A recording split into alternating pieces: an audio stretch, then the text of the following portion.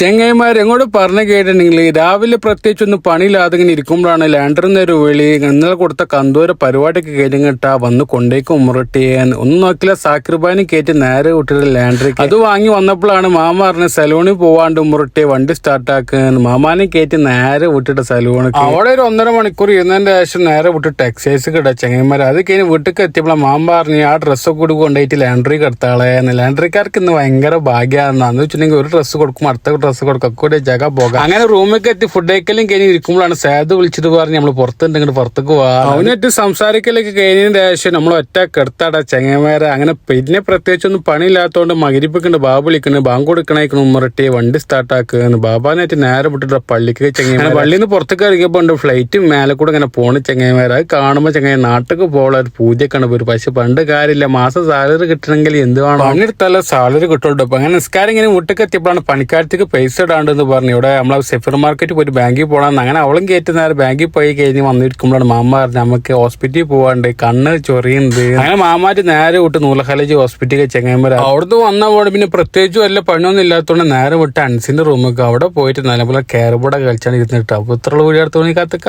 Okay, by.